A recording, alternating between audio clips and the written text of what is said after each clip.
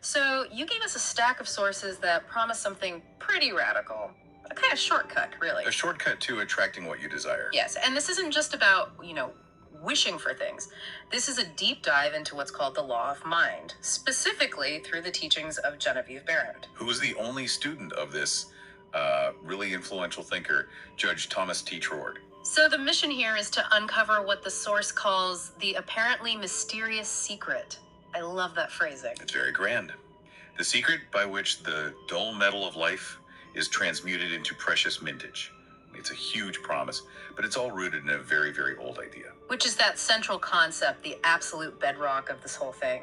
Mind is the kingdom in which man reigns supreme. Exactly. It connects right back to what the ancient sages taught. As a man thinketh in his heart, so is he. So if that's true, then our deep dive has to be about the how.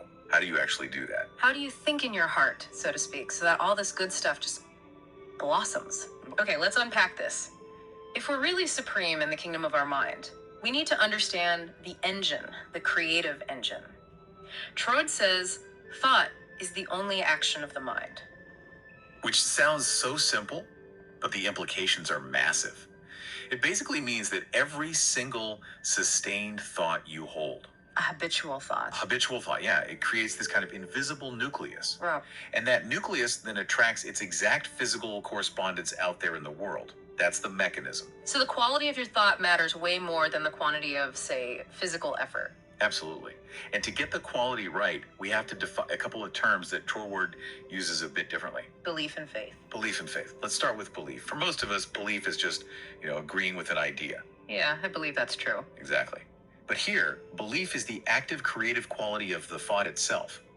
It's the conviction you hold so deeply that it actually starts to manifest.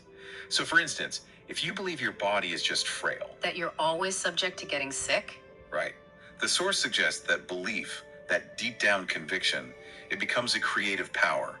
It actually starts bringing about the very conditions you're afraid of. It's the mental blueprint you're handing over. So belief is the instruction set. What about faith? Because we usually link that with religion. We do. But here it's defined as essential thought. It's less about an external deity and more about trusting the process. The source calls it a confident, expectant attitude of mind. So it's faith in the power of your own thought. Precisely. It's the steady, unwavering confidence that the creative action you started with your thought will, in fact, produce the result you want. And this is where the path kind of veers away from a lot of modern self-help.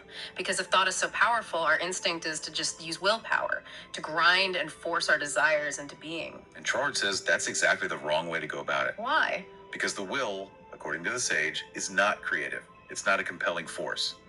Think about anything you've tried to force into your life through sheer struggle. A relationship, a job. Exactly.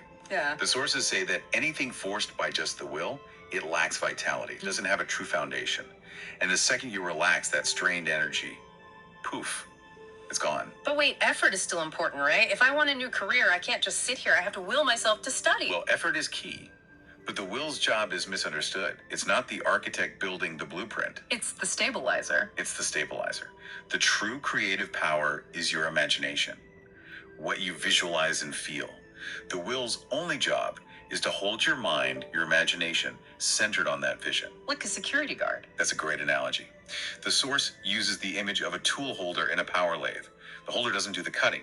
It just keeps the cutting tools steady and on track so the work gets done right. If it shakes, the whole thing is ruined. Which makes the idea of a weak will so much clearer. It's not laziness. It's just someone whose thoughts are always running along the path of least resistance. Getting distracted, letting fear in. Neglecting the important stuff to daydream about a vacation. We all do it. And that's why they offer these very practical, specific exercises to train it. It's a match exercise. The famous match exercise. Yeah. You take 50 small things, matches, buttons, whatever, and you drop them, one by one, slowly, into a box for 10 minutes straight. And the task itself is pointless. Totally pointless, except for training the will.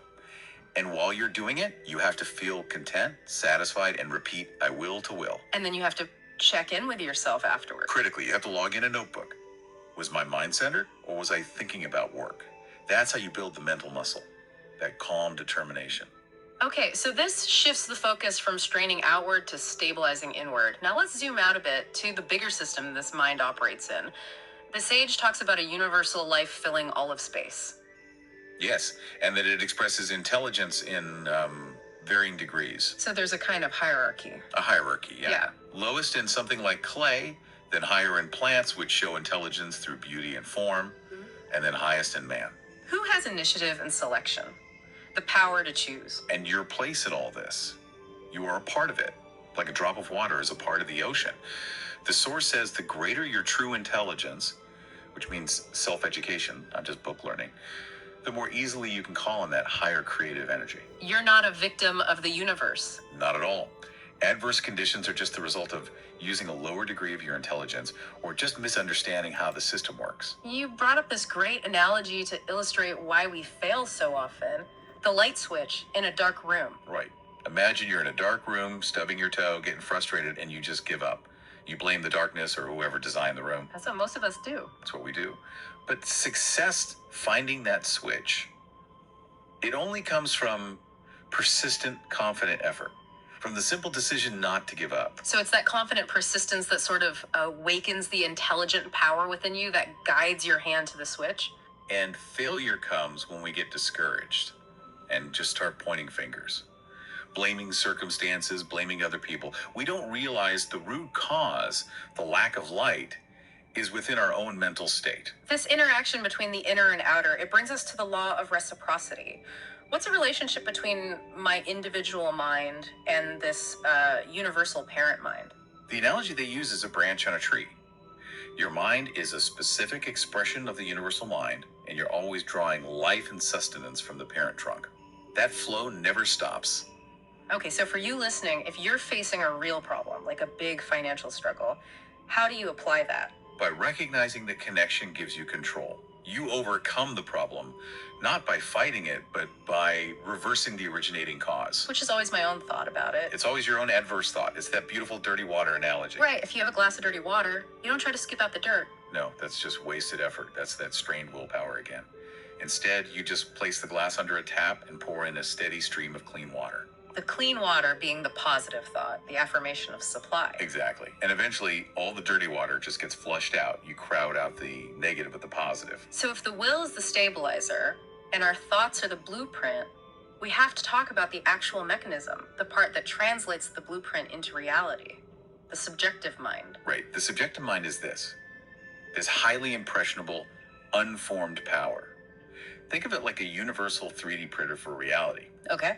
It's connected to everything, but, and this is the absolute key, it only receives impressions from your objective mind. Yeah. Your thoughts, your feelings, your convictions.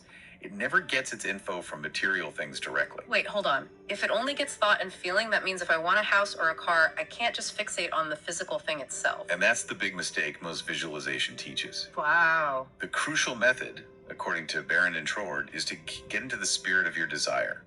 You have to dwell on the spiritual prototype of the thing, not the thing itself. The house or the money is the effect, not the cause. Precisely. Let's break down some of these prototypes, because this is really the core insight. If you want a home, what's the prototype? Shelter, comfort. Shelter, comfort, and protection. That's the origin, the primary need. So you do picture the house, the physical form, but at the same time, you have to live in the mental state of comfort and protection.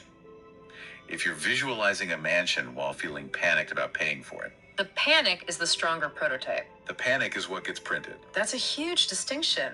What about money? Because if I need a specific amount of money, visualizing the number in my bank account seems like the most direct way. That's visualizing the effect. The true prototype for money is substance, liberty, and freedom from lack. The real magnet for money is ideas. The freedom to act on those ideas. Yes, so you picture the sum, sure, but you enlarge your vision to see it as a symbol of life's substance, and you focus on the freedom it brings, not the anxiety of getting it. And for health, the prototype is just internal harmony. It's harmony, and the life principle itself. If you're unwell, you don't just focus on the illness. You picture yourself doing happy, active things. You're affirming that the life principle is perfect, and you are its expression, so it must act harmoniously. So my intellect suggests the form a house gives me protection, but the subjective mind, the printer, is fueled by the feeling of protection. The feeling is the creative power. The form will always follow the spirit.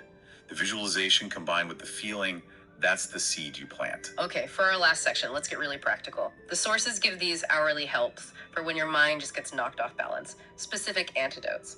Let's talk about the big three enemies: fear, anxiety, and discouragement. These are the great drains on your creative power. And the sources say fear is the most destructive poison of all. When you're hit with fear, you have to inhibit it instantly. And you do that with physical action. Yes. You don't just sit there. Take brisk, strenuous exercise. Walk fast. Take deep breaths and repeat this affirmation. I am breathing in the life, the love, and the power of the universe right now. You literally cannot hold on to fear while doing that. What about anxiety? That nagging what if worry? For anxiety, the advice is similar. Get outside. Walk. Breathe deeply and consciously affirm that you have dominion over every adverse condition through your power of thought. The action and the words break the anxious loop. And discouragement, which Behrend calls a failure to recognize your supply. When you feel discouraged, you have to anchor yourself in the biggest possible picture. You ask yourself, what kind of a power was it that brought me into existence? Then you repeat the assurance. I do believe God is an ever-present, never-failing source of protection and supply. It's an immediate shift from despair to confidence. I also found the exercises for things like anger really fascinating. The physical parts. For anger, you're told to take 25 deep breaths, but while you're doing it, you hold the thought that the breath is rays of light coming into your lungs. It takes your attention completely off whatever made you angry. And for self-condemnation, for guilt, there's that strange bending exercise. Yes. Physically bend at the hips and try to touch the floor 16 times while repeating, infinite intelligence and wisdom are expressing themselves in me more and more right now. Again, the combination of movement and affirmation just stops the mind from dwelling on the negative. The lesson seems to be that your mind can only hold one thought at a time. So the fastest way to get rid of a destructive one is to immediately crowd it out with a positive thought and a physical action. That's it. And this deep dive really has brought us full circle. The whole journey is not about fighting or straining. It's about sustained, positive thought, supported by a trained will, focused squarely on the spiritual prototype, the feeling of what you desire. Which brings us to the simplest, but maybe the most difficult piece of advice in the whole thing. When you're trying to do this, the sage says, don't try. It sounds like a total contradiction, but it's the antidote to that straining will. Don't try means don't force it. Don't get anxious about the results. Just keep looking at God or divine spirit as this continual flow of life and light and power. And recognize that this flow takes its shape from your thought. Just as water takes the shape of the pipe, it flows through. So our job is to shape the pipe, the mental channel. The universal power provides the water. That takes a huge burden off of you. It does. And that's Troward's final choice for you. Do you rely on the tree of knowledge, your own personal effort, trying to figure everything out, which puts all the burden on you? Or do you rely on the tree of life? Which is simple faith in the universal nature and its own desire to express itself through you. And that simple faith in the creative power of your sustained positive thought, that, he says, is the fulfillment of all law. The knowledge is now clear. Thought is the only creative power. So we'll leave you with this question. Since you now know the difference between the physical object and its spiritual prototype, what specific positive idea, that nucleus for your next experience, will you choose to hold in your heart with unwavering confidence, starting right now?